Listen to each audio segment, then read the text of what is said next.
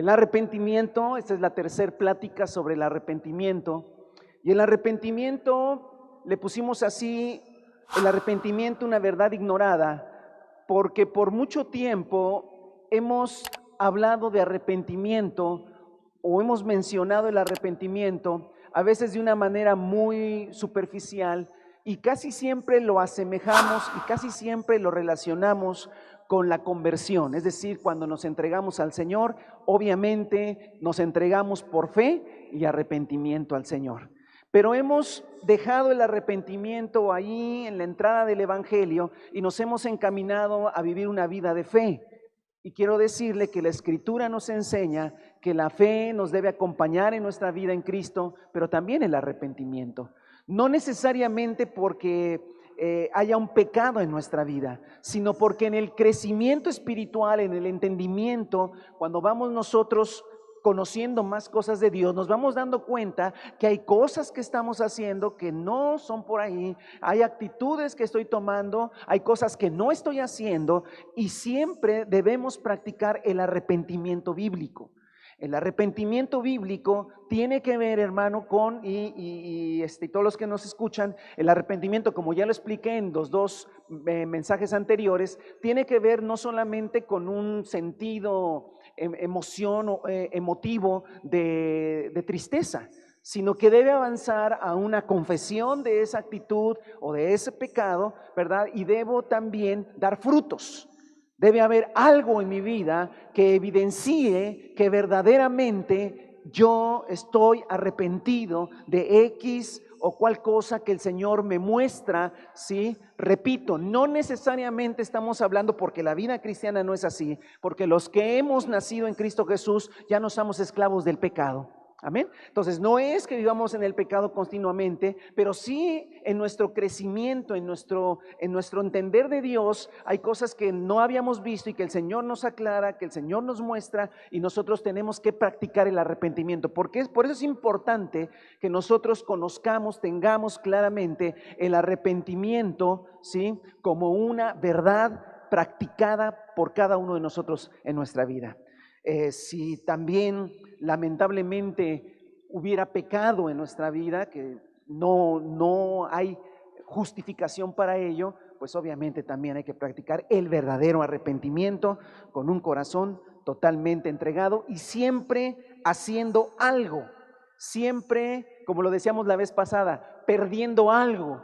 Cuando yo quiero que Dios restaure mi vida o me avance hacia otra cosa y yo no quiero soltar nada, yo no quiero perder nada, muchas veces nos quedamos estancados por mucho tiempo en ese asunto. El último pasaje que leíamos, que no lo vamos a leer ahora porque ya lo leímos la vez pasada, ¿sí?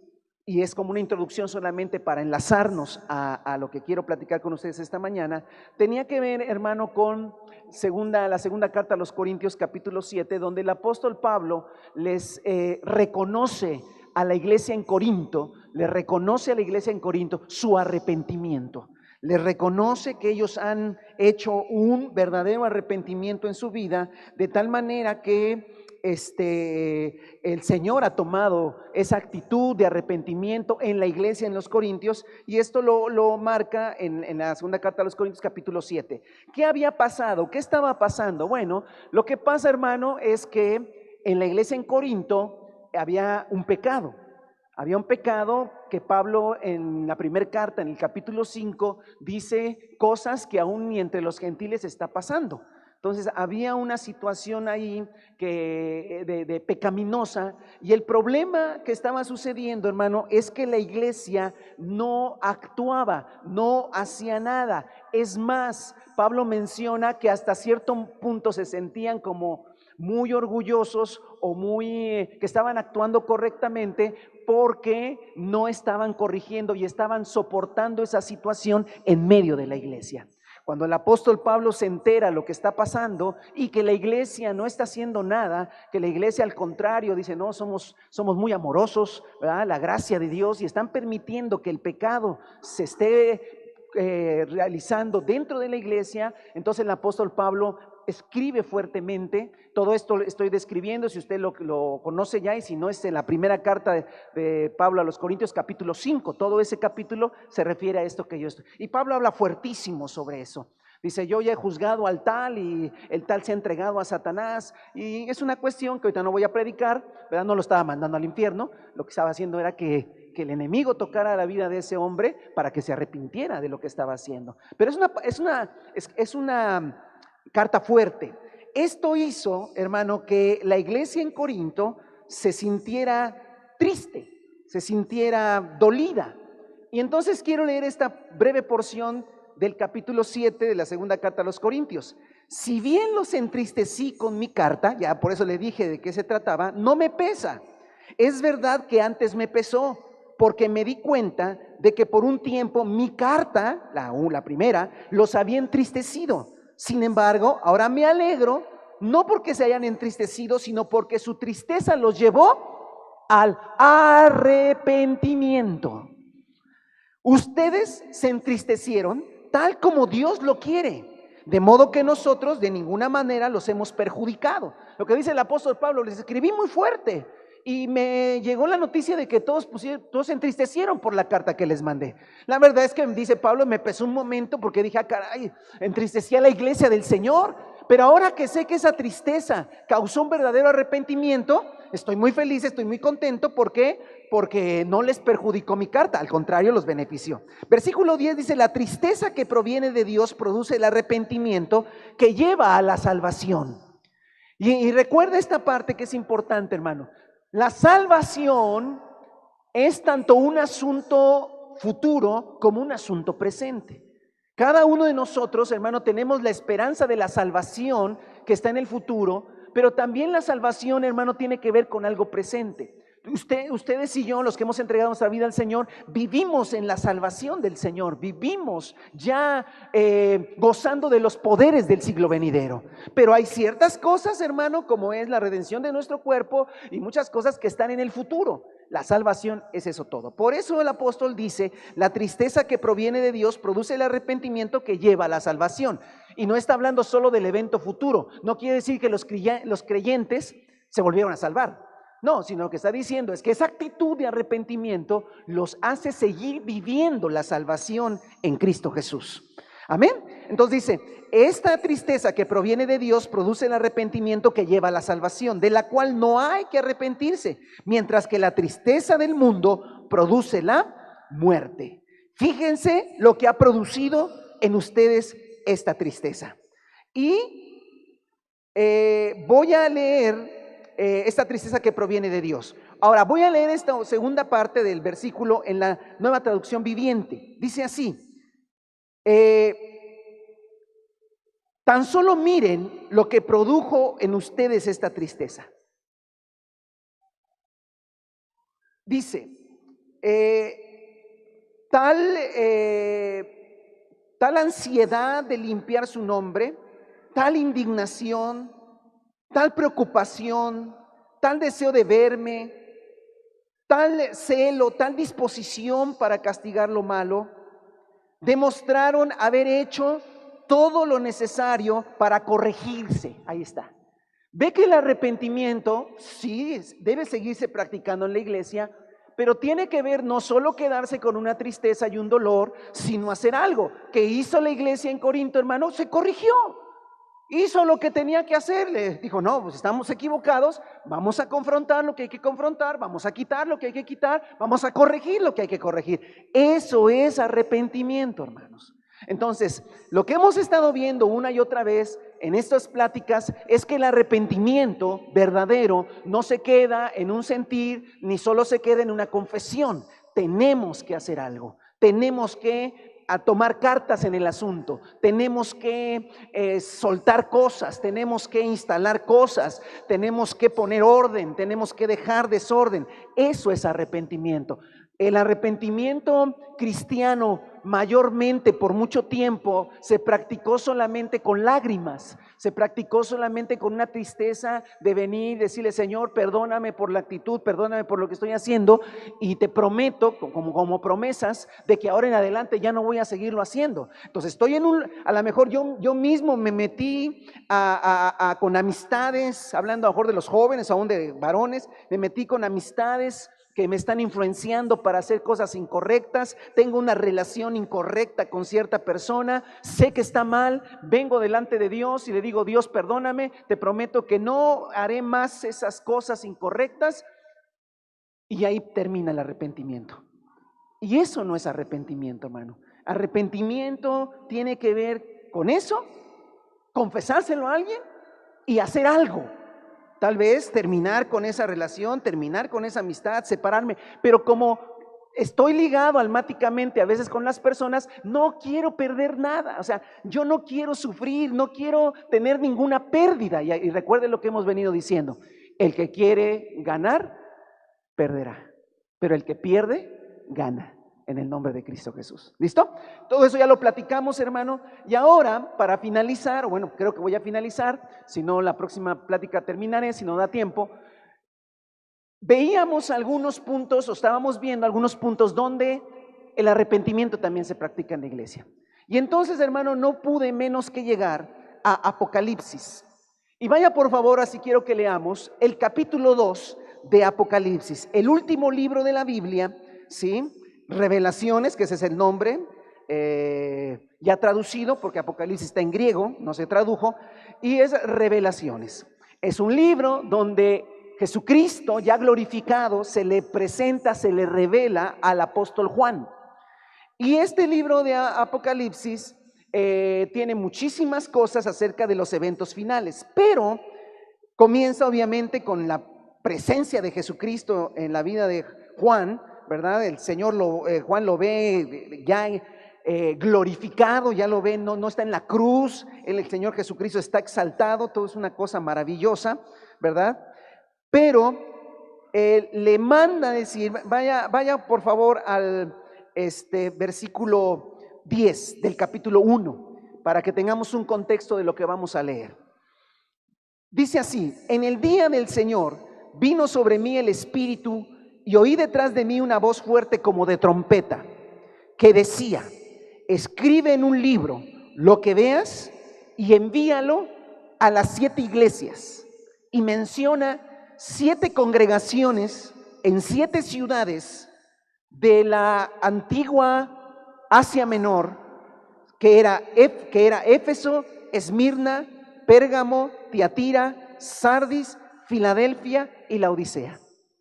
Estas ciudades, hermano, muchas de ellas hoy antiguas ciudades que están en ruinas, todas estas ciudades existieron, son reales, y todas ellas están en lo que hoy es Turquía.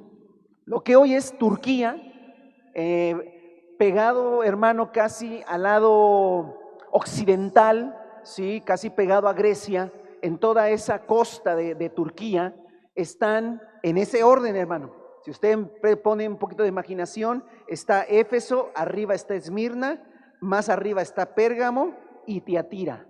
Luego está abajo Sardis, Filadelfia y Laodicea. Hacen así como una U.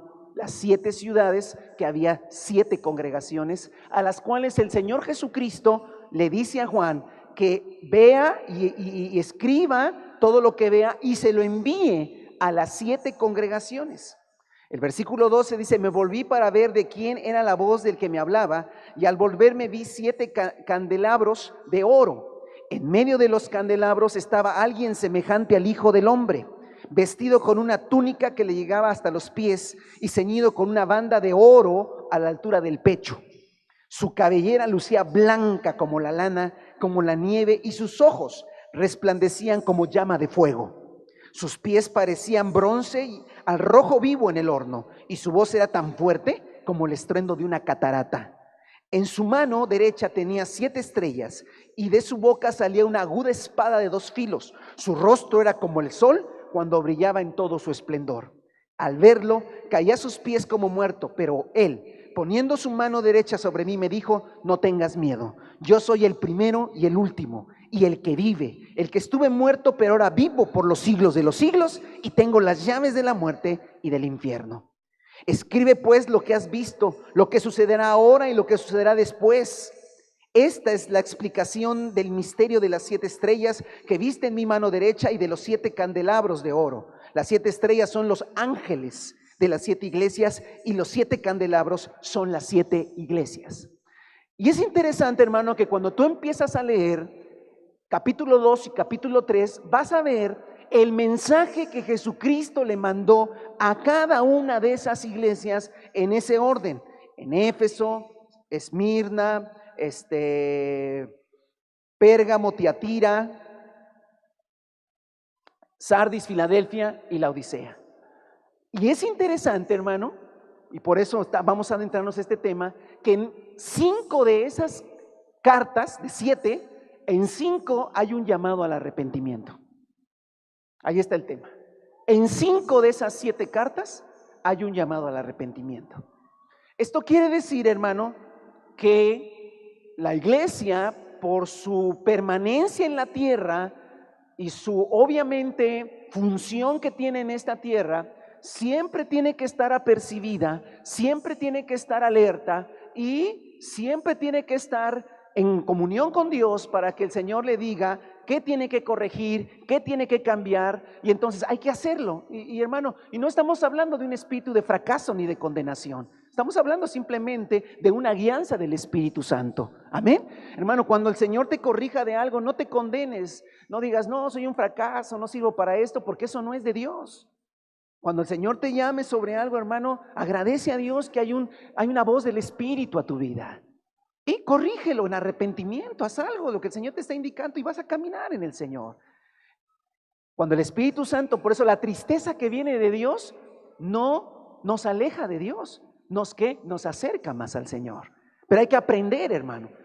Entonces la iglesia, por eso es importante que entendamos que la iglesia siempre tiene que estar pendiente de lo que el Señor quiere hablar a su vida. Tú como varón, tú como mujer, como familia, pero como congregación, siempre debemos estar alerta. Los pastores, los apóstoles, los profetas, tenemos que estar alerta, y si hay cosas que el Señor nos está marcando, tenemos nosotros, sin un espíritu de condenación, buscar el arrepentimiento y corregir las cosas que el Señor nos está diciendo. Aguas por acá, aguas por allá. Hermano, porque el Señor ama a la iglesia y la cuida como el verdadero pastor de la iglesia. Amén. Porque, hermanos, quien se pasea en medio de las iglesias es el Señor Jesucristo. Nosotros, hermanos, los pastores, no somos dueños de la iglesia. Nosotros no somos dueños de la iglesia, somos simplemente, hermano, capacitadores, administradores, hermano, de la iglesia. Pero el dueño de la iglesia es Jesucristo. Amén. Y Él se pasea en medio de la iglesia y dice, corrige acá, corrige allá, corrige esto, corrige el otro, ten cuidado con esto, por acá el enemigo se está filtrando, cierra esa puerta. Y esto no tiene que causarnos un problema, decir somos unos fracasados. No, tenemos que, ok, Señor, hay que cerrar esto, hay que cerrar esto, pero todo tiene que ver con el arrepentimiento. Y cuando nosotros aprendemos a arrepentirnos bien de las cosas que el Señor nos muestra, hermanos, vamos a caminar en victoria. ¿Cuántos dicen gloria a Dios, hermanos? ¿Cuántos alaban el nombre del Señor? Vamos a leer capítulo 2. 4 cartas hay en el capítulo 2. La primera carta es la carta a Éfeso, pero voy a leer las corriditas, las 4. Y hasta ahí vamos a detenernos. Escribe al ángel de la iglesia en Éfeso. Esto dice el que tiene las 7 estrellas en su mano derecha y se pasea en medio de los 7 candelabros de oro. Conozco tus obras, tu duro trabajo y tu perseverancia. Sé que no puedes soportar a los malvados y que has puesto a prueba a los que dicen ser apóstoles, pero no lo son, y has descubierto que son falsos. Has perseverado y sufrido por mi nombre, sin desanimarte. Sin embargo, tengo en tu contra que has abandonado tu primer amor. Recuerda de dónde has caído, arrepiéntete y vuelve a practicar las obras que hacías al principio. Si no te arrepientes, iré a quitar de su lugar tu candelabro. Pero tienes a favor que aborreces la práctica de los nicolaítas, los cuales también yo aborrezco. El que tiene oídos, que oiga lo que el Espíritu dice a las iglesias. Al que salga vencedor, le daré derecho a comer del árbol de la vida que está en el paraíso de Dios. Sigo leyendo, pero déjeme hacer una pausa para que lo siguiente lo aprovechemos también. La carta era porque había una situación específica en esa congregación. Sí, definitivamente. La carta iba específicamente para una congregación que estaba viviendo una situación así. Pero la expresión, el que tenga oídos, que oiga lo que el Espíritu dice a las iglesias, obviamente abre la puerta, no es una interpretación mía, abre la puerta para que todos aquellos en todas las generaciones de creyentes también pongamos atención a lo que se le dijo a esa congregación y si tenemos oídos, que sí los tenemos para oír porque el Espíritu está en nosotros, tenemos que prestar atención. No es para que digamos, ay, qué bárbaros, ¿cómo eran? No, sino para decir, el Señor está corrigiendo algo en ese momento específico. La carta seguro llegó a una congregación que sí existía en Éfeso, ¿verdad? Y fue exhortada por el Señor. No sé si se arrepintieron, no sé si cambiaron su actitud, ya no lo sé, pero lo cierto es que sí llegó esa carta.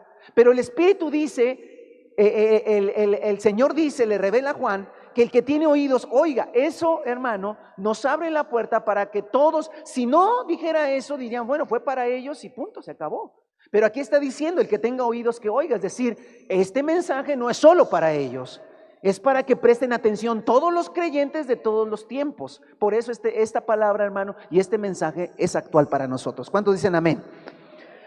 Por eso, si sabemos arrepentirnos y también detectamos que hay eso en nuestra vida, tenemos que arrepentirnos. Segunda carta, escribe al ángel de la iglesia en Esmirna. Esto dice el primero y el último, el que murió y volvió a vivir. Conozco tus sufrimientos y tu pobreza, sin embargo eres rico. Sé cómo te calumnian los que dicen ser judíos, pero que en realidad no son más que una sinagoga de Satanás. Palabras de Jesús, el dulce Jesús. No tengas miedo de lo que estás por sufrir. Te advierto que algunos de ustedes el diablo los meterá en la cárcel para ponerlos a prueba y sufrirán persecución durante 10 días.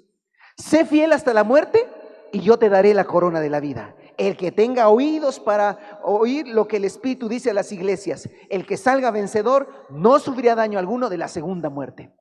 Hermano, esta es una de las dos cartas donde no hay un llamado al arrepentimiento. En la primera sí lo hubo, en esta no lo hay. Vamos a la tercera. Escribe al ángel de la iglesia en Pérgamo. Esto dice el que tiene la aguda espada de 2 filos. Note, a ver, un tip que le doy para la lectura es que si usted se da cuenta, Jesús se presenta, o sea, más bien, Jesús es visto por Juan de una manera tremenda, como el Hijo del Hombre. Lo conocía porque él lo vio, pero dice que él está vestido con una túnica que llega hasta sus pies, con una banda aquí en el pecho de oro, con sus cabellos que son blancos como la lana, sus ojos como llama de fuego, así lo describe Juan, y él ve que de su boca sale una espada de 2 filos, ¿verdad? Y que su rostro es resplandeciente y que su voz es como, eso describe. Luego Jesús dice, yo soy el último, el que estuve muerto y luego para cada carta el Señor toma alguna de esas frases para decirles, ¿sale? Para que usted tome eso en cuenta. Por eso dice el 12, escribe al ángel de la iglesia en Pérgamo. Esto dice el que tiene la aguda espada de 2 filos. Eso ya lo dijo, ya lo vio Juan. Sé dónde vives, le dice a la iglesia, allí donde Satanás tiene su trono.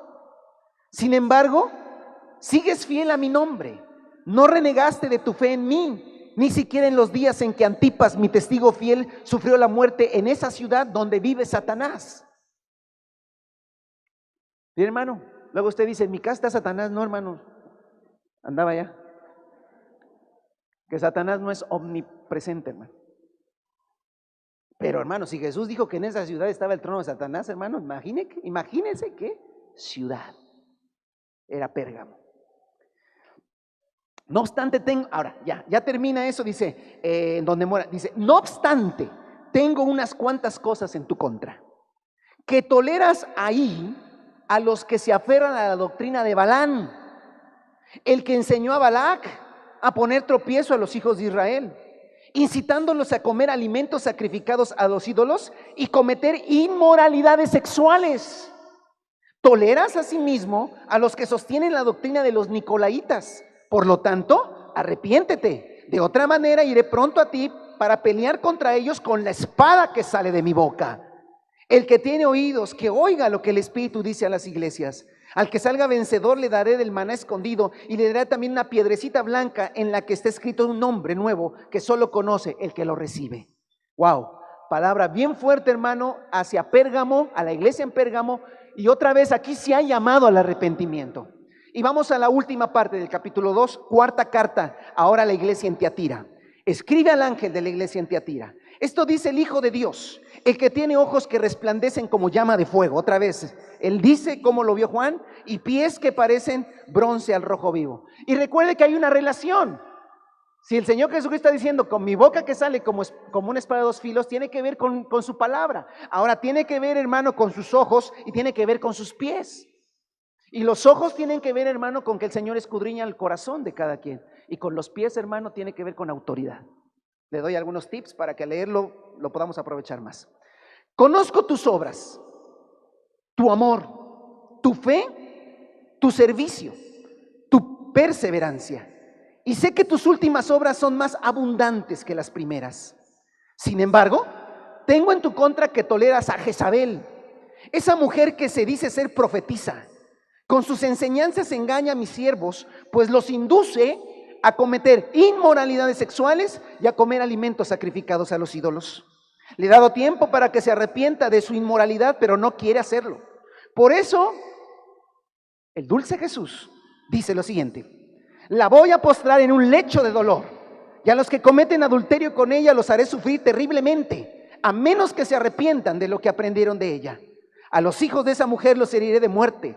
Así sabrán todas las iglesias que yo soy el que escudriña la mente y el corazón, y a cada uno de ustedes los trataré de acuerdo a sus obras.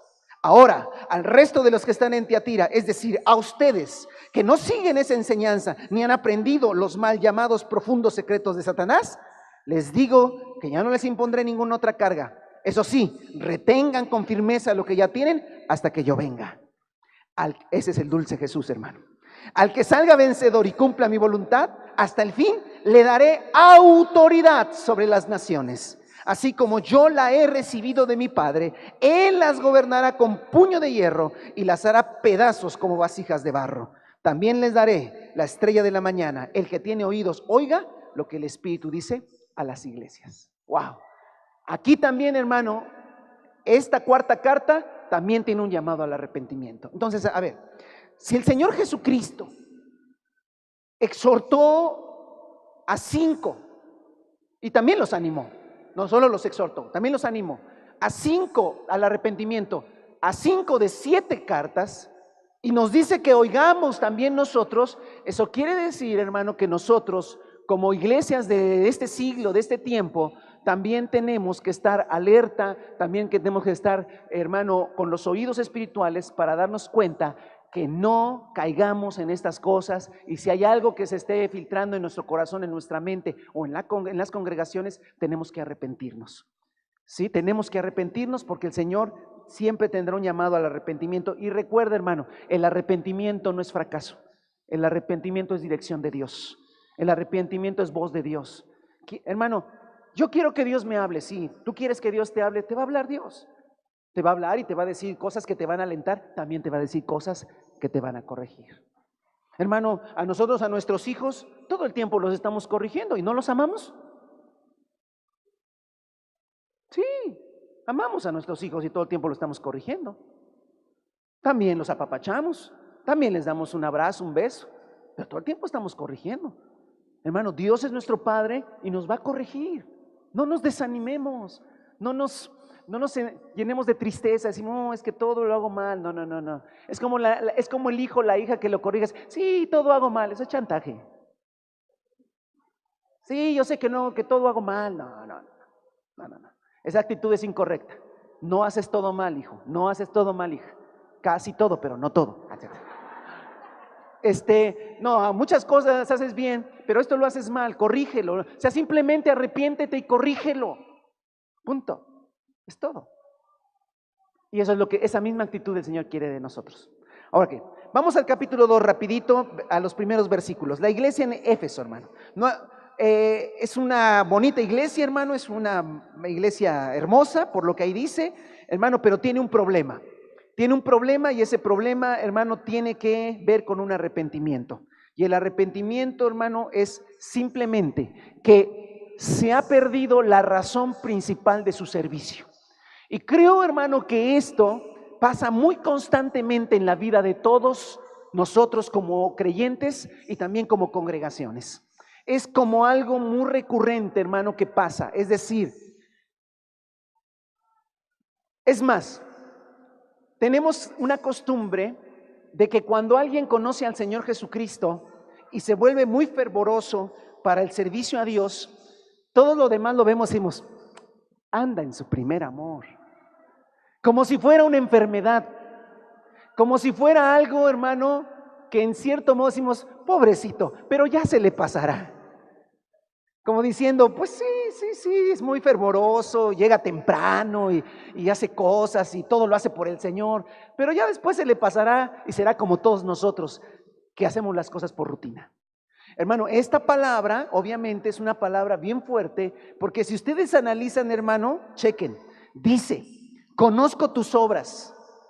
¿Y tú qué? Duro trabajo. O sea, era una iglesia, hermano, que sí tenía obras. Era una iglesia, hermano, que no tenía una fe muerta.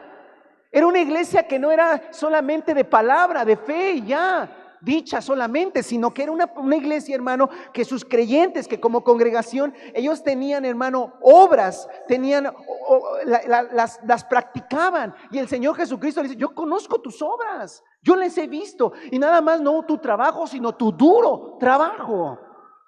Dice además, y tu perseverancia, hermano, 3 características, hermano, que muchísimas congregaciones quisiéramos tener constantemente, que la gente fuera perseverante, que la gente trabajara duramente y llevara obras en su vida. Todo lo que hemos platicado, la fe sin obras está muerta. No era una iglesia, hermano, que no tuviera obras, ni trabajo, ni perseverancia. Pero hermano, uno diría, ¿qué pero le pones a una congregación así? ¿Qué pero le pones a un hermano que tiene obras, que trabaja duro en la obra del Señor, que es perseverante en lo que hace? Hermano, no le pondríamos ningún tache. Pero el Señor Jesucristo, hermano, es el dueño de la iglesia. A lo mejor a nosotros como pastores diremos, ese hermano, esa hermana, qué duro trabaja en la obra, qué perseverante, cuánto fruto lleva. ¡Wow! Señor, que todos sean así, está bien. Pero el Señor Jesucristo ve otra cosa. Dice, otra característica, sé que no puedes soportar a los malvados. Sí, hermano, no era una iglesia, hermano, que soportara el pecado como Corinto. No era una iglesia, hermano, que dijera, bueno, pues que todos somos pecadores y pues vivamos así en el... No, ellos decían, no, hay que corregir esto porque Dios es santo. Aleluya. Y luego algo más fuerte, hermano. Ya sabe usted y no tiene que espantarse. Desde los principios de la iglesia, hermanos, se levantaron falsos apóstoles porque había verdaderos apóstoles. Se levantaron falsos profetas porque había verdaderos profetas. Se levantaron falsos pastores porque había verdaderos pastores. Se levantaron falsos maestros y evangelistas porque había verdaderos evangelistas y maestros. Se levantaron falsos creyentes porque también hay verdaderos creyentes. Siempre ha habido falso, hermano. El asunto que a veces tenemos como iglesia es que no queremos discernir. Entonces, si yo conocí o tuve una experiencia o me dijeron de un falso profeta, entonces para no hacerme líos, yo no creo en que existan profetas. Y ya, se acabó, listo. ¿Me entiendes? Y como por ahí me escuché o yo fui a una iglesia y vi que había un falso apóstol, entonces todo lo que huela a apóstol, no. A ver, yo le voy a decir algo, hermano. Hay billetes de a 500 falsos. Y a todos los billetes de 500 te dicen, no. No, lo agarra y dice, chance, sea bueno. En una de esas es bueno, ¿no? A lo menos lo guardo a ver qué pasa. ¿Por qué? Pues porque hay un beneficio. Entonces, hermanos, no podemos ser de una mente simple. Ahora, no podemos decir que porque conozco a un apóstol verdadero, porque conozco a un profeta verdadero, todo lo que se diga apóstol es verdadero. Ese es otro pensamiento infantil, de otro pensamiento de niños. Hermano, si hay verdaderos apóstoles, también hay falsos. Pero hay gente que dice, no, son apostólicos, sí, entonces todo lo que huele apóstol lo voy a escuchar, lo voy a ver, lo voy a recibir. No, tranquilos. Hermano, esta iglesia me encanta, hermano, la iglesia en Éfeso. Una iglesia trabajadora, una iglesia llena de obras, perseverante, que no soportaba el pecado, sino que lo confrontaba, y que has puesto a prueba a los que dicen ser apóstoles, pero no lo son. Y has descubierto que son falsos. ¿Sale? Entonces es una iglesia, hermano, bonita. Se ve que es una iglesia, hermano, con discernimiento, conocedora de la palabra. ¿A ver? Y hermano, ¿y cómo los ponían a prueba? ¿Los ponían a predicar? Bueno, más adelante nos meteremos, porque las otras cartas de veras que hablan de cosas bien falsas, pero daremos cuenta, hermano, dónde está la falsedad. ¿Vale? Ahorita no me quiero detener en eso para que podamos avanzar. Pero lo más importante, hermano, es que tenían un problema. Y un problema que el Señor Jesucristo quería que se arrepintieran. Versículo número 5, 4 y 5. Sin embargo, tengo en tu contra que has abandonado tu primer amor. Recuerda de dónde has caído, arrepiéntete, y ya ve que el arrepentimiento hay que hacer, vuélvete a practicar las obras que hacías al principio. Hermano, fíjese cómo dice, cómo está constituida esta pequeña carta, ¿sí? Esta pequeña carta, hermanos, dice que esta iglesia tenía obras y tenía trabajo, dice el versículo 2, ¿sí? Pero ahora, hermano, dice el versículo 4, tengo contra ti que has abandonado tu primer amor, arrepiéntete y vuelve a practicar las obras. Yo creo que es muy fácil de entender, hermano. Esta iglesia estaba realizando la obra, estaba haciendo lo que el Señor nos mandó a hacer siempre: predicar la palabra, edificarnos unos a otros, orar por los enfermos, salir hacia afuera a compartir, edificar acá adentro. Se estaba haciendo. Pero el Señor le dice: yo conozco que lo haces, pero quiero que hagas las primeras obras. Y cuando está hablando de las primeras obras, hermano, no está hablando que volvieran a hacer lo mismo que estaban haciendo antes, sino que lo que están haciendo lo hagan con el mismo corazón y con el mismo amor con que lo hacían en un principio. Amado hermano, creo que todos nos enamoramos del Señor Jesucristo, nos enamoramos de su gracia, de su amor, de su bondad, y lo que el Señor quería en esa iglesia en Éfeso y quiere actualmente, es que nosotros, hermano, todo lo que hagamos, lo hagamos por amor al Señor. No lo hagamos porque ya sabemos hacerlo, no lo hagamos porque ya aprendí cómo es, sino que lo hagamos con una motivación. Y la motivación no sea que ya sé hacerlo, que debemos hacerlo, que otros lo están haciendo, que ni modo que no lo hagamos, sino que nuestra motivación siga siendo, hermano, el amor al Señor Dios Todopoderoso, porque son las únicas obras que el Señor reconoce y acepta. Amén. Un día escuché un ejemplo que a mí me abrió mucho el panorama. Yo entonces no era casado cuando escuché este ejemplo, y ya casado he visto que es real este ejemplo. Imagínense, varones, sobre todo los varones, imagínense cuando se casaron y que la esposa los recibía con la cena, ¿verdad? O con la comida, y hacía la comida pensando en ti, ¿sí? Si no te gustaba mucho la cebolla, pues no le ponía cebolla, ¿verdad? Si no te gustaba muy picoso, pues no le ponía picoso. ¿Por qué? Porque su motivación era que tú disfrutaras esa comida porque había un amor. Y que al paso del tiempo, ¿verdad? Sigue haciendo la cena y le dice: ¿vas a cenar? Sí. Y ella dice: qué fastidio. ¿Qué hiciste? Pues lo de siempre. ¿Lo hiciste muy picosa? Pues no, pues que a ti no te gusta. Ay, mi amor, no seas así. Pues sí, me hice a tu modo. Y creo que perdí 25 años de mi vida.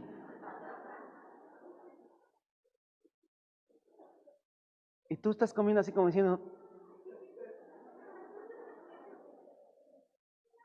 y apúrate porque tengo que lavar los trastes y me dormí, estoy muy cansada. Pregunta, ¿sigue haciendo la cena? Sí, pero ya no es el amor. Es la rutina, es la obligación. Amén. Agradezco a Dios que todavía me reciben con cena con amor, hermanos.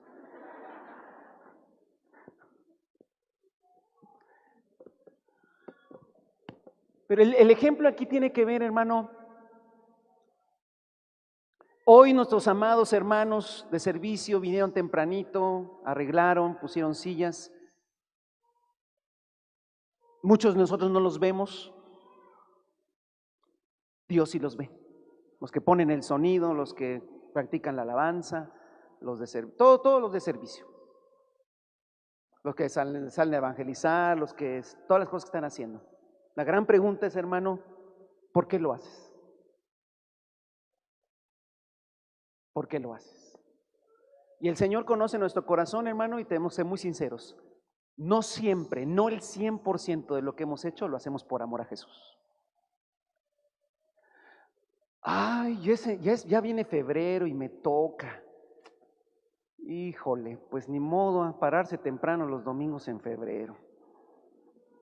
Ojalá y no haga mucho frío, si no yo le digo que me cambien mejor para mayo. Hermano, no, tiene que venir en febrero. Oh, bueno, pues ya que. Hermano, esas obras, el Señor Jesucristo no las que. Ni ir a dar nicos, ni ir a salir al parque, nada de lo que hagamos, si no lo hacemos con la motivación correcta, al Señor no le agrada. Hermano, no lo haga por quedar bien con el pastor, con su papá, con su esposo, con el encargado del ministerio. Hágalo por amor a Jesucristo. Y hay un llamado, hermano, al arrepentimiento a todas las iglesias de todo el tiempo, y creo que en esta mañana también es bueno reflexionar. Hermano, y no es un asunto de que tú me digas, no, o le digas al de que está junto, tú sabes y yo también sé, ¿por qué predico? O sea, ¿por qué estoy aquí? Pues predico porque soy el pastor, ni modo que no venga. Tengo que venir, tengo que compartir la palabra, es mi trabajo, mi obligación. Híjole, qué triste, hermano. Qué triste que yo me pare aquí a hablar por obligación, porque es mi trabajo, porque es mi tarea, porque es lo que me toca hacer. La verdad es que quisiera un domingo no venir y quedarme todo el día tirado en la cama, pero pues, ¿qué van a decir los hermanos? No.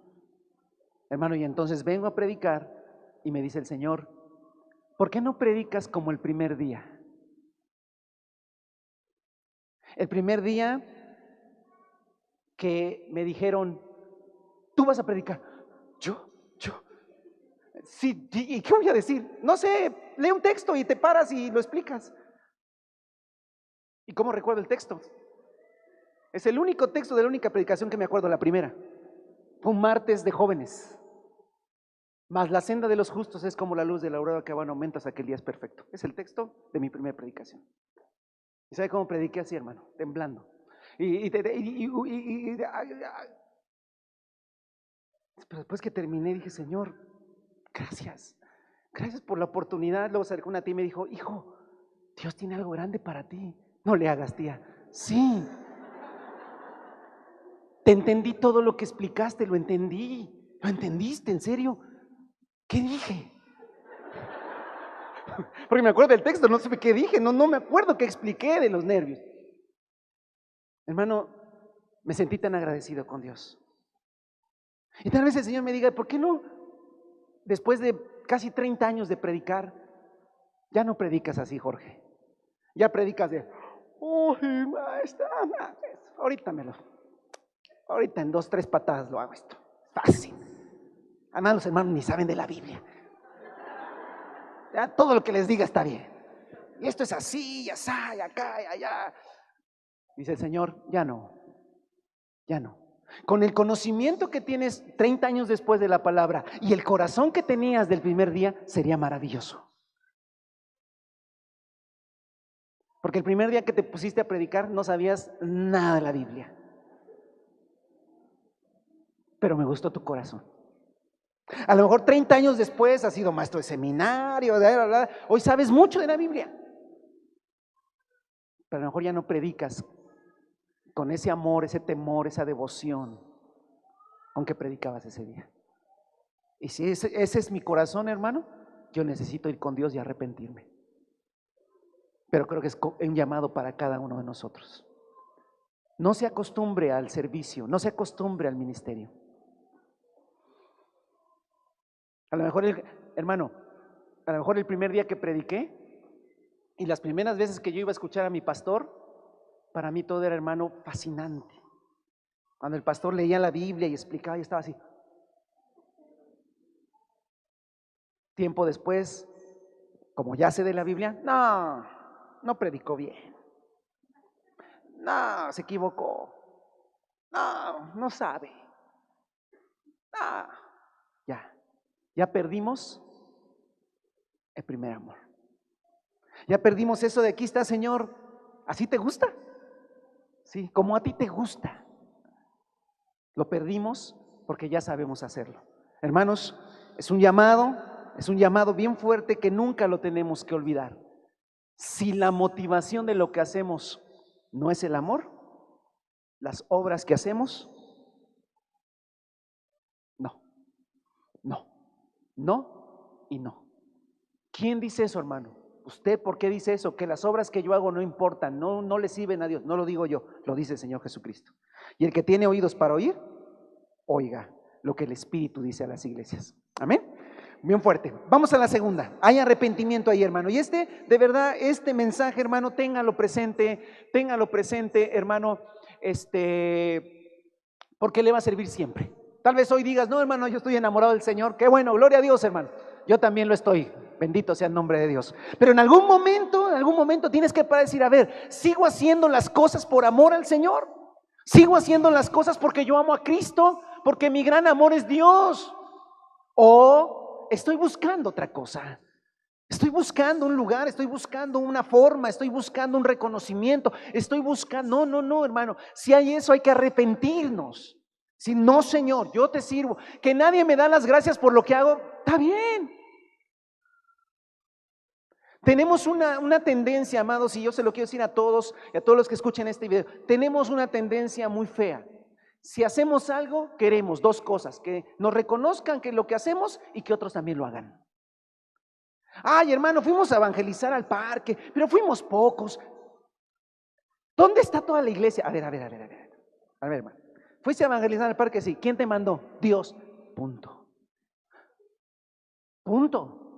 No, pero los demás no aman a Dios, tú no sabes. Y puede ser que ni siquiera tú, que estás evangelizando en el parque, ames a Dios. Yo no lo sé. Yo no sé si amas a Dios porque estás evangelizando en el parque. El único que lo sabe es Dios y tu corazón. Pero de ahí en fuera, hermano, es que yo cargo las bocinas, nadie me ayuda. Hermano, en buena onda, como dicen por ahí los chavos, deja las bocinas ahí. Ay, déjala. No, es que, claro, a todos les gusta tocar, pero a la hora de alzar, pues, bien que me agarran de burro de carga. Hermano, a ver, ¿por quién cargas la bocina? Pregúntatelo. Por amor al Señor, échenme otra encima. Claro, si es por amor al Señor, me las cargo todas. Si es que no es justo que si todos tocamos, nada más unos levanten. A ver, hermano, ¿quieres que te diga una cosa? Cuando la gran mayoría llegamos a Cristo, queríamos levantar todo, ¿no, Ero? Hasta decían, no, hermano, tranquilo, esta yo me la llevo. No me la llevo, no, tranquilo. Luego se dice, este hermano se quiere cargar todas. Luego, hermano, deje, por favor, es que me va a echar a perder la guitarra, ya se la quiere llevar si no. Ay, esta gente de veras, son tan animosos, pero ya se le pasará. Hermano, ojalá nunca se le pase. Si estamos enamorados del Señor, hagámoslo todo por esa motivación. Y es la única válida. Alabado sea el nombre del Señor. Y si hay algo que el Espíritu Santo te pone en esta mañana que no es así, hermano, no te condenes, soy malo. No, no, no. Arrepiéntete. Corrige eso y vuelve a hacer las primeras obras. Amén. Vamos a la tercera carta, hermano, que tiene una serie de cosas, Pérgamo, así medias extremas, ¿no? Y vamos a esta parte, hermano, y creo que nomás vamos a analizar esta. Escribe al ángel de la iglesia en Pérgamo. El que tiene oídos para oír, oiga, ¿eh? Esto dice el que tiene la aguda espada de dos filos. Sé dónde vives, dónde mora Satanás, ya vimos eso, ha habido persecución, se murió un hermano Antipas, ahí dice el versículo número 13, sufrió muerte en esa ciudad, y hasta ahí está bien, hermano. O sea, son una iglesia bien valiente, hermano, porque era una iglesia que estaban en la mera mata donde el diablo y el Satanás habitaba, persecución tremenda, muerte, y no se rajaban, hermano. Yo creo que sí amaban al Señor estos hermanos verdaderamente. Estaban fieles ahí y dice el Señor, yo reconozco que son bien fieles. No obstante, ojo, tengo unas cuantas cosas en tu contra. Que toleras ahí a los que se aferran a la doctrina de Balaam, el que enseñó a Balac a poner tropiezo a los israelitas, incitándolos a comer alimentos sacrificados a los ídolos y a comer inmoralidad y a cometer inmoralidad sexual. Y uno dice, ¿qué onda? ¿Quiénes eran esos cuates? ¿Quién era el hermano Balac? ¿Y quién era el apóstol Balaam? ¿El profeta Nicolás quién era? O sea, ¿de qué hablan? Y sí, hermano, estamos muy alejados de ellos, ¿verdad? Y sí, se necesita, obviamente, pedirle al Señor que nos ayude y la Biblia para poder entenderlo. Entonces, yo quiero que por favor vea los contrastes. Una iglesia, hermano, que ante la persecución que seguían fieles. Una iglesia, hermano, que Satanás habitaba en esa ciudad, había cosas tremendas, hechicerías, brujerías, persecución, maldad, pecado abundante.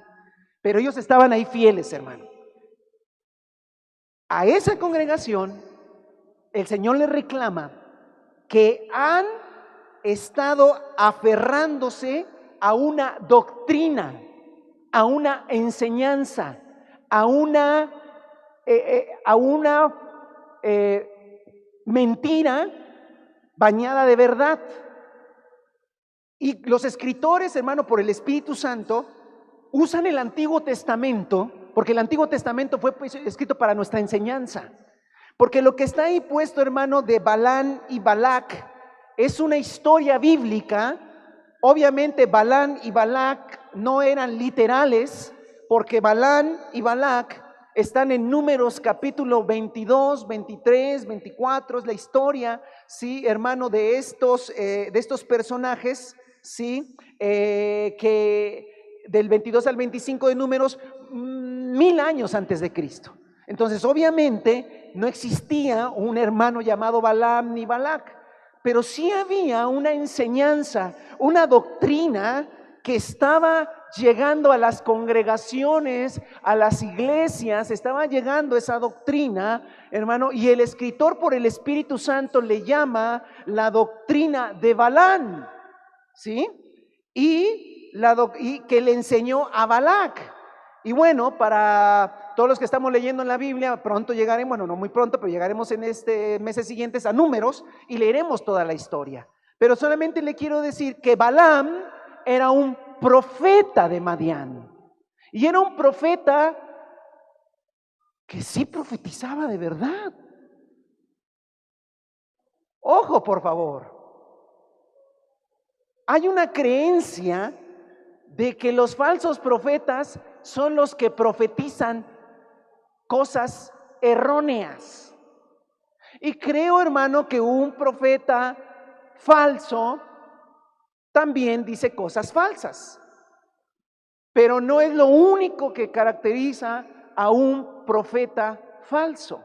Porque si usted lee la historia después o la lee en estos días también, se puede adelantar, no pasa nada, se va a dar cuenta que Balaam era un profeta que fue llamado por Balac, por eso también ahí está Balac, rey de los moabitas. Sucede que el pueblo de Israel sale con mano poderosa de Egipto y, hermanos, se empieza a echar a todos al plato, ¿no? Vulgarmente dice, derrotando unos tras otros, pum, pum, pum, pum. Balac, rey de los moabitas, sabe que el pueblo de Israel viene arrasando a todos los, porque van hacia Canaán, van hacia la tierra prometida, y Balaam obviamente queda en camino del recorrido que llevaría Israel y de que va a pasar por Moab, va a pasar por Moab. Y entonces lo que hace Balac, hermano, es contrata a un profeta para que maldiga al pueblo. Y entonces manda llamar, manda mensajeros para que vayan por Balaam. Y Balaam, profeta, ora a Dios, al Dios verdadero, porque Balaam conocía al Dios verdadero, y Balaam le dice, Señor, ¿voy o no voy? ¿Ah? Y le dicen que no vaya, y después, como el niño necio, pero si voy o no voy, ya te dijimos que no. Papá, ¿me das permiso? No, papá, entonces sí o no. Porque vemos la naturaleza humana en todo. Y entonces le dice el Señor, bueno, vas a ir, pero vas a decir todo lo que yo te diga.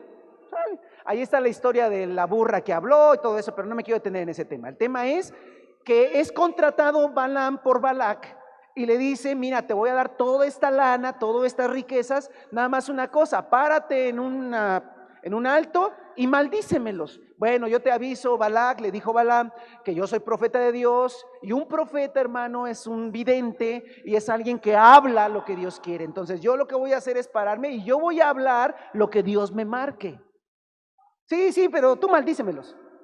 Y entonces Balaam se para delante del pueblo, el pueblo está de cuenta, imagínense, en una montaña y abajo está el pueblo de Israel, y cuando empieza Balaam a hablar, los empieza a bendecir. Y entonces Balaam dice, alto, yo te pagué para que los maldigas, pero yo te dije que yo iba a decir lo que Dios me dijera. No, a ver, vámonos para otro lado, se me hace que esta área no te favorece, ¿no? Es más, hermanos, se induce que Balaam hacía hechicerías o cosas para traer palabras de maldición. Hermano, para no hacer larga la historia, 4 veces intentó Balaam maldecir al pueblo de Israel y 4 veces lo bendijo. Hasta que Balaam dijo, ¿sabes qué? No, vete, hasta ahí lo dejamos, ni modo, se te fue tu recompensa, adiós, no se puede contigo. Y todavía hermano, todavía le aventó una profecía a Balac de lo que le iba a pasar en manos de los israelitas. Terrible. Y la historia termina ahí, hermano. La historia termina ahí. Y usted dice, pero, hermano, ¿y por qué aquí dice? Porque Balaam cuando termina y ya se va, Dios no lo dejó profetizar equivocadamente. ¡Ojo! Balaam, y son cosas que tenemos que hablar, hermano. La iglesia tiene que ser instruida. A veces nada más queremos escuchar mensajes de mí, de lo que yo paso, de lo que no paso, y tenemos que aprender de lo que pasa en el mundo espiritual, porque llegan a las iglesias y tenemos que estar apercibidos. Balaam, hermano, profetizó correctamente, abrió 4 veces su boca y habló palabra de Dios. Pero Balaam es puesto como un profeta falso. Y la pregunta, hermano, ¿por qué es falso? Si profetizó bien. Es falso no por lo que profetizó, es falso porque su corazón no está recto delante de Dios. Porque Balaam quería el dinero, porque Balaam quería la riqueza. Y entonces le dijo Balac, ya vete, se acabó el acuerdo, no te voy a dar nada. Casi le mira de lo que te perdiste. Pero como su corazón era codicioso y su corazón amaba las riquezas más que a Dios, regresó y le dijo, mira, no voy a poder profetizarlos para maldecirlos, pero te voy a dar un secreto. conozco a Dios. Haz un concurso de belleza entre tu gente y escógete a las señoritas y a las mujeres más hermosas y sensuales que tengas.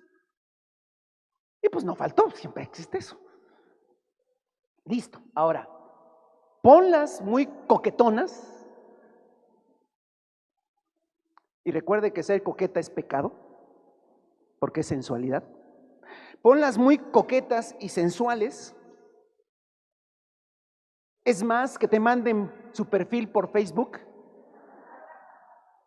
Ahí se ve la sensualidad. ¿No ha visto la sensualidad en Facebook? Bueno, aunque sea la foto de WhatsApp, ahí se ve la sensualidad. Y ya que las tengas, envíalas al campamento de Israel. Cuando los israelitas las vean, no van a resistir y van a tomarlas por mujeres. Dios se va a enojar con ellos y tú los vas a destruir. Y Balac dijo: wow, bueno, pues llévate la lana, dale.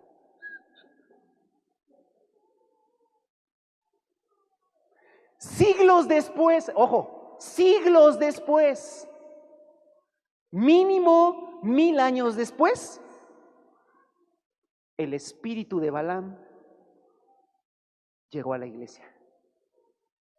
Y el espíritu de Balaam sigue queriendo estar en la iglesia. Es fuerte esto. Ay, hermano, no me espante. No me espanto. Mire, dice el versículo 14: no obstante, tengo unas cuantas cosas en tu contra, que toleras a los que se aferran a la doctrina de Balaam. Ahora Balaam se volvió una doctrina. El que enseñó a Balac a poner tropiezo a los israelitas, incitándolos a comer alimentos sacrificados a los ídolos y a cometer inmoralidades sexuales. Las mujeres llegaron, obviamente tuvieron relaciones con los israelitas, pero también les llevaron alimento que había sido sacrificado a los dioses paganos, y entonces el hombre, pues ya animado con las cuestiones sexuales, pues se comió todo lo que le dieron.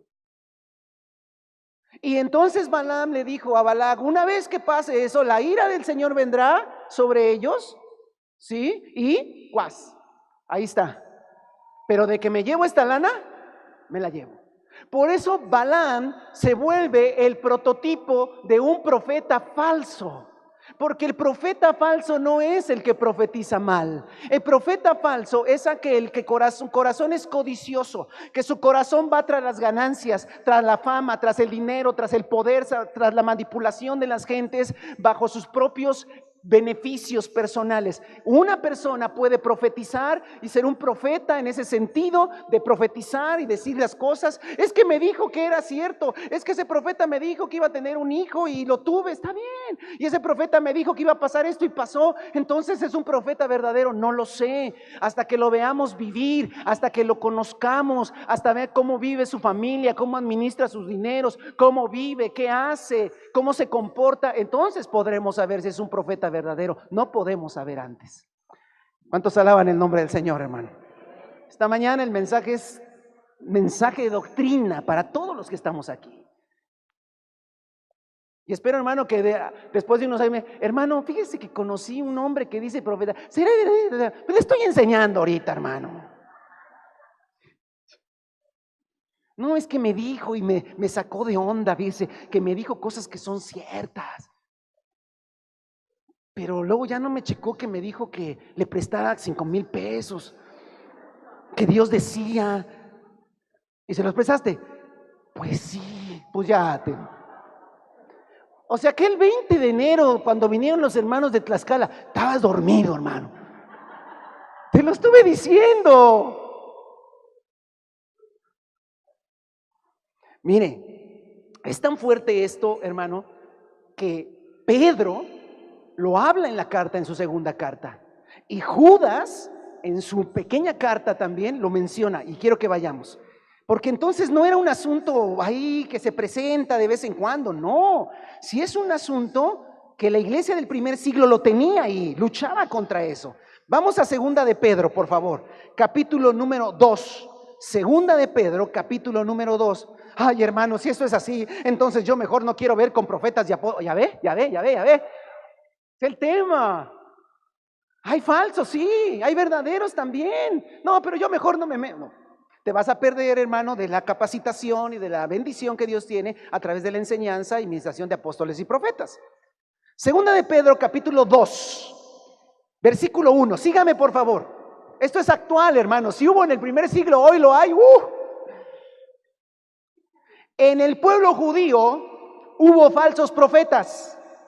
Y también entre ustedes habrá falsos maestros que encubiertamente introducirán herejías destructivas al extremo de negar al mismo Señor que los rescató. Esto les traerá una pronta destrucción. Muchos los seguirán en sus prácticas vergonzosas y por causa de ellos se difamará el camino de la verdad. Llevados por la avaricia, estos maestros los explotarán a ustedes con palabras engañosas. Desde hace mucho tiempo su condenación está preparada y su destrucción los acecha. Hermano, palabras de hace 2000 años. Y hoy en día lo hay. Ay, hermano, no, yo entonces, no, a ver, tenemos que discernir, tenemos que crecer en medio de esto. Ahora, no se trata, nosotros somos dueños de la verdad y todos los demás se me hace que son falsos. Por favor, hermano, tenemos que tener discernimiento. O sea, no todo es negro, no todo es blanco. O sea, hay cosas que sí son y son falsos. A veces le cerramos la puerta, hermano, a lo verdadero y a lo falso le abrimos la puerta porque nos falta entendimiento. Ahora, pase por favor al versículo 13 de ese mismo capítulo. 13. Bien fuerte dice. Y recibirán el justo pago por sus injusticias. Su concepto de placer es entregarse a las pasiones desenfrenadas en pleno día. Son manchas y suciedad que gozan de sus placeres mientras los acompañan a ustedes en sus comidas. Tienen los ojos llenos de adulterio y son insaciables en el pecar. Seducen a las personas inconstantes, son expertos en la avaricia, hijos de maldición. Han abandonado el camino recto y se han extraviado para perseguir la senda de Balaam, otra vez, hijo de Bosor, a quien le encantaba el salario de la injusticia, pero fue reprendido por su maldad. Una burra, una muda bestia de carga, habló con voz humana y refrenó la locura del profeta. Estos individuos son fuentes sin agua, niebla empujada por la tormenta, para quienes está reservada la más densa oscuridad. ¡Wow! Tenemos que aprender esto, hermano. Tenemos que aprender. ¿En dónde está la falsedad de un profeta? No en lo que profetiza. ¿En dónde está la falsedad de un apóstol? ¿Dónde está la falsedad de un maestro, de un pastor? No necesariamente en cómo pastorea o cómo enseña o cómo predica. Tiene que predicar la palabra y punto. Pero el que predique la palabra no necesariamente, hermano, es correcto. Dice aquí claramente, hermano, que es gente que te habla la palabra, pero vive en el pecado, vive en el adulterio, vive en la inmundicia, vive en la avaricia. Son personas que tienen una doble vida. Son personas que viven en la inmoralidad sexual, ¿sí? Y profetizan. Ese era Balaam. Balaam era una persona que codiciaba, claramente lo dice aquí, el dinero, y que por lo tanto, ¿sí? Quiso usar su don profético para ganar una ganancia, y cuando no lo logró, de su corazón perverso le aconsejó a Balac lo que tenía que hacer. Vayamos a Judas, por favor. Ay, hermano, ¿a poco le dio tiempo de escribir a Judas? Es otro Judas, hermano. Aquí no hay muchos Pepes o Joséses, o sea, también había muchos Judas. No era Iscariote. Judas, hermano, siervo de Jesucristo y hermano de Jacobo, ahí está identificado, escribe en el versículo 3: queridos hermanos, he deseado intensamente escribirles acerca de la salvación que tenemos en común, y ahora siento la necesidad de hacerlo para rogarles que sigan luchando vigorosamente por la fe encomendada una vez a todos los santos. El problema es que se han infiltrado entre ustedes ciertos individuos que desde hace mucho tiempo han estado señalados para condenación. Son impíos, escuche, que cambian en libertinaje la gracia de nuestro Dios y niegan a Jesucristo, nuestro único soberano Señor. Versículo 11. Ay de los que siguieron el camino de Caín. Por ganar dinero se entregaron al error de Balaam y perecieron en la rebelión de Coré. Estos individuos son un peligro oculto. Sin ningún respeto convierten en parrandas las fiestas del ágape fraternal que ustedes celebran. Buscan solo su propio provecho. Son nubes sin agua, llevadas por el viento. Son árboles que no dan fruto cuando debieran darlo. Están doblemente muertos, arrancados de raíz. Son violentas olas del mar que arrojan la espuma de sus actos vergonzosos. Son estrellas fugaces para quien está reservada eternamente la más densa oscuridad. Amados, esto enseña la Biblia. Esto enseña la palabra. Y la forma en que lo dicen los apóstoles del primer siglo es puntual, es bien tremenda. Mire, le voy a explicar brevemente este asunto. Dice que estos hombres que existieron en el Antiguo Testamento, que existieron en los tiempos bíblicos apostólicos y que existen, por supuesto, hoy en día, que existen, debemos ser enseñados por eso, por la doctrina de apóstoles y profetas, para ser sabios y entendidos, que es lo que tenemos que observar. Decía en Éfeso, ustedes probaron a los que se dicen ser apóstoles y no lo son. Ellos estaban instruidos para probar a los apóstoles y probar a los que se decían ser profetas y a los que se dicen ser pastores y a los que se dicen ser maestros. Y no es una irreverencia, hermano, no es una irreverencia delante de Dios ver, observar y probar. De hecho, es una tarea que tenemos que realizar. Amén. Amén. Pero fíjese, hermano, lo que dicen ellos. Dicen, son personas que han convertido la gracia ¿en qué? En libertinaje. Le he explicado que la verdad de Dios siempre está en el equilibrio de la palabra. El libertinaje es una distorsión de la gracia. Pero hay otro extremo en esta distorsión y es el legalismo. El legalismo y el libertinaje son extremos que distorsionan la gracia de nuestro Dios.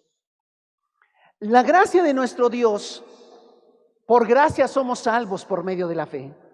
Somos salvos por la gracia de Dios y no por las obras. No nos salvamos por lo que hacemos, sino por lo que el Señor Jesucristo hizo en la cruz. ¿Estoy diciendo verdades de la palabra? No nos salvamos porque nosotros seamos buenos, sino porque Él nos justificó gratuitamente. ¿Estoy diciendo verdades de la palabra? Esa verdad de la palabra, ojo, esa verdad de la palabra, sin otras verdades, esa sola verdad de la palabra ha llevado a la gente ¿a qué? Al libertinaje. Es decir, yo no hago nada para salvarme, somos pecadores redimidos, entonces seguiremos pecando para que la gracia de Dios crezca. Y eso ha llevado a la distorsión de la gracia hacia el libertinaje. En el afán de vivir una vida correcta delante de Dios, otros se han orillado hacia el legalismo, que ese legalismo es, sí, yo sé que el Señor me perdonó, sí, yo sé que el Señor me lavó, pero no vamos a abusar. Entonces tenemos nosotros que esforzarnos por cumplir los mandatos del Señor y tenemos que hacer una vida piadosa. Entonces tenemos nosotros que hacer las cosas correctas para de alguna manera poder demostrar al Señor que estamos agradecidos, porque tampoco el Señor lo va a hacer todo, ¿no? Él hizo una parte, pero lo tenemos que hacer nosotros lo demás. Entonces tenemos que vestir correctamente y entonces desde el púlpito empiezan esas que se pintan, esas que se cortan, el cabello y eso. No sean así, y entonces empecemos a poner medidas. Eso se llama legalismo. Legalismo. ¿A qué te lleva la gracia entendida sin las demás verdades? Al libertinaje, y eso te lleva al pecado. ¿A qué te lleva el legalismo? El legalismo te lleva al enfado, te lleva a la crítica, te lleva a la murmuración y también te lleva al pecado. ¿Dónde está el equilibrio, hermano? El equilibrio está en la gracia entendida correctamente. El Señor nos salvó por gracia. El Señor murió en la cruz por todos nosotros. No nos salvamos por nuestras obras. Nos salvamos por medio de la fe y el arrepentimiento. Nos salvamos cuando nos hacemos uno con Cristo Jesús, y entonces el beneficio de la cruz y la resurrección de Jesús se aplica a nosotros, siendo justificados gratuitamente por medio de la fe. Pero la Biblia dice más que eso. Dice que una vez, hermano, que nos somos justificados por la fe, el Señor hace que su Espíritu Santo venga sobre nosotros, dándonos la vida del Espíritu, dándonos, hermano, la vida nueva, dándonos, hermano, los frutos del Espíritu por la vida del Espíritu en nosotros. Y entonces, hermano, antes vivíamos en el pecado, ahora vivimos en la santidad que el Espíritu Santo nos da y que el Espíritu Santo provoca en nuestra vida. Alabado sea el nombre del Señor. Cuando yo no entiendo que la gracia no es un permiso para pecar, sino que la gracia es el poder de Dios para mi transformación, entonces yo entiendo que si yo antes era un fornicario, un adúltero, un hechicero, un mentiroso, un ladrón, un chismoso, ¿verdad? Yo vengo a Cristo y me arrepiento, y el poder de Jesucristo en mí, en la fe y en el arrepentimiento, hace que el Espíritu Santo venga a ser morada en mí y empiece una vida nueva, que ahora yo me vuelvo una persona, por el poder del Espíritu Santo, una persona fiel, una persona recta, trabajadora, honesta, honrada, que ya no estoy viviendo en la infidelidad, sino me volví un hombre fiel por el poder del Espíritu Santo y el efecto de la gracia. Por eso dice que estos falsos maestros son nubes sin agua. Y hermano, cuando un campesino que está esperando la lluvia ve venir las nubes, ¿qué dice? Ya la hicimos. Mira esos nubarrones, vénganse para acá, más para acá. Y ya están los nubarrones encima de su campo, ya está ahí el...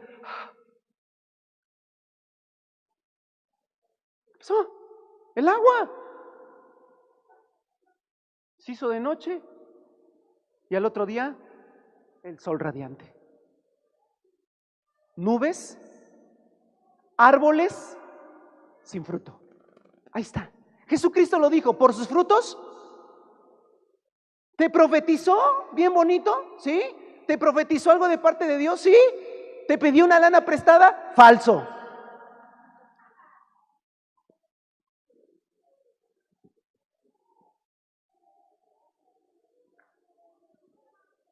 ¿Y hizo algo y te pidió? Falso.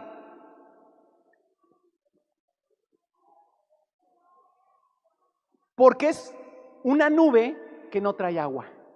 Es un árbol que no da fruto. Y eso, amados hermanos, es precisamente lo que, fíjese, lo advirtió Pedro, lo advirtió Judas, lo advirtió el Señor Jesucristo en los evangelios. Y cheque nada más, Apocalipsis fue escrito cerca del año 90. La carta de Pedro fue escrita por el año 70. Ya Pedro lo había dicho. ¿Ve cómo en la iglesia a veces somos testarudos? Digo somos, me incluyo. Ya te lo habían dicho. Y Jesús, hermano, escribe una carta porque en Pérgamo no habían hecho caso de lo que Pedro dijo. Y no habían hecho caso, hermano, de lo que Judas dijo. Y no habían hecho caso de los evangelios que ya estaban escritos para ese entonces y circulaban en todas las iglesias. Porque llegó alguien y empezó a hablar bonito, porque llegó alguien y empezó a enseñar algo que les fascinó, porque le dieron oído a alguien que no llevaba fruto, y entonces, hermanos, se fascinaron con esa enseñanza, y esa enseñanza les dijo: si fornicar no es malo, si la homosexualidad no es mala, Dios los ama.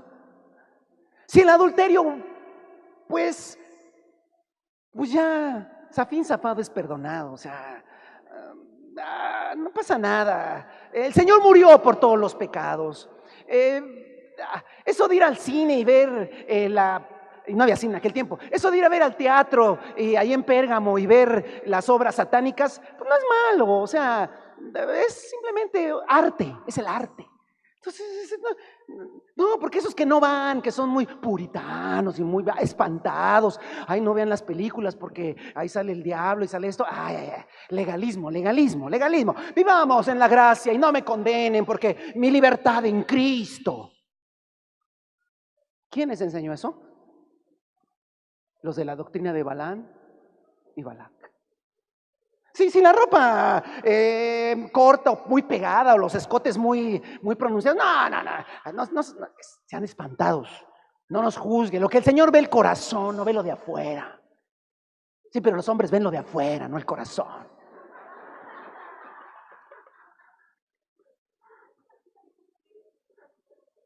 Entonces se empieza a enseñar toda esa serie de cosas y si alguien quiere corregir, no, legalismo, no.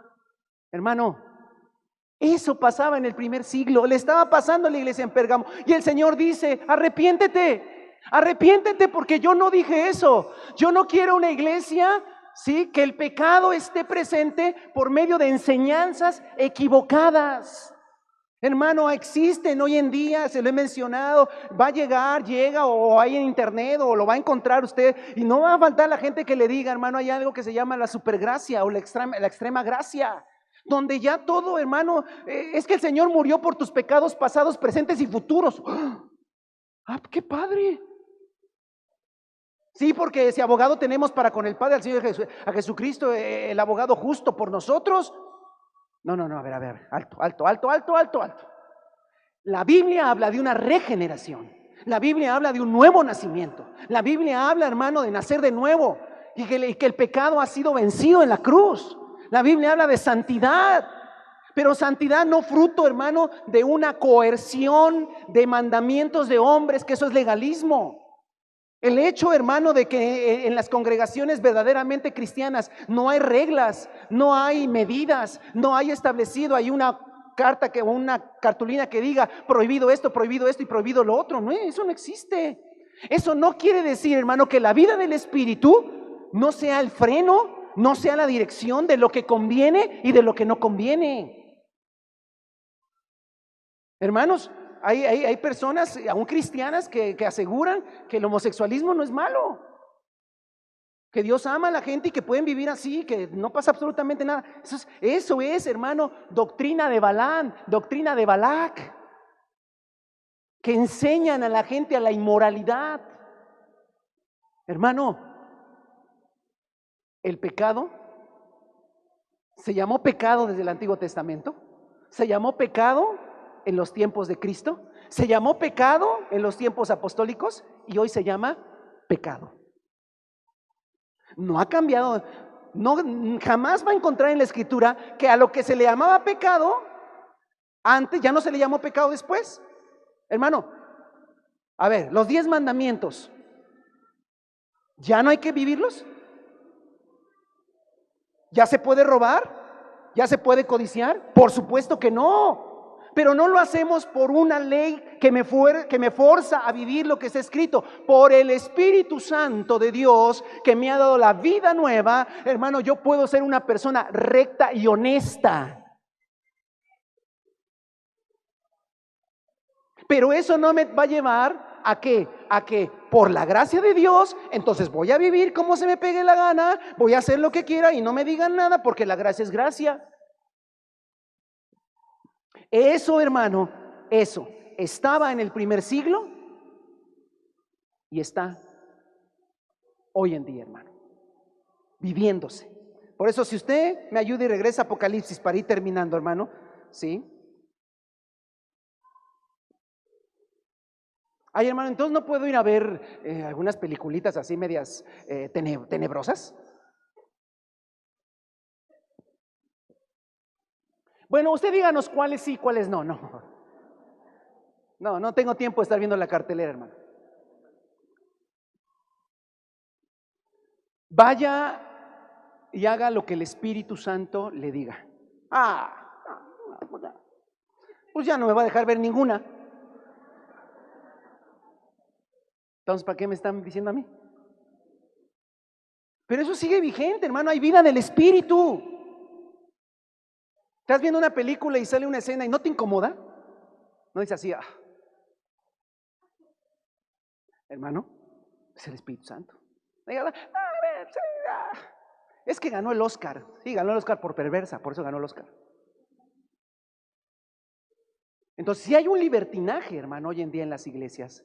El cristianismo hoy en día ha caído en la doctrina de Balaam, que le enseñó a Balac a poner tropiezo, ¿sí? Y hermanos, ¿saben qué? Son de las predicaciones, y no juzgo a nadie, hermano, yo no menciono nombres, ni tengo a alguien en mi mente ahorita, pero son de las predicaciones que más se ven en internet, más like tienen, son las que más gustan. Las que no se meten con esas cosas, pero tenemos que meternos con esas cosas, hermano. Dice lo último, hermano, que vamos a Pérgamo. No obstante, tengo unas cuantas cosas en tu contra, que toleras ahí a los que se aferran a la doctrina de Balaam, el que enseñó a Balac a poner tropiezos a los israelitas, incitándolos a comer alimentos sacrificados a los ídolos y a cometer inmoralidades sexuales. Toleras asimismo a los nicolaitas, platicamos luego de ellos, pero van por la misma. Por lo tanto, arrepiéntete, de otra manera iré pronto a ti para pelear contra ellos con la espada que sale de mi boca. ¿Y qué sale de la boca de Dios, de Jesús, hermano? La palabra. El que tiene oídos, oiga lo que el Espíritu dice a las iglesias. Al que salga vencedor, le daré del maná escondido y le daré también una piedrecita blanca en la que está escrito un nombre nuevo que solo conoce el que lo recibe, hermano. Amados, si usted cree que se ha dado manga ancha a ciertas cosas,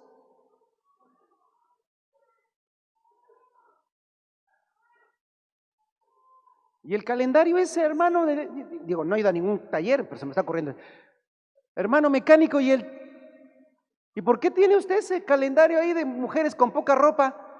Es que nos la regaló de los aceites. Y luego, no, pero yo no la puse, pero usted es el dueño. No, lo pusieron los chavos, ya, es que ni modo que les diga, luego lo tachan a uno de legalista. Y yo lo que quiero es atraerlos a Cristo.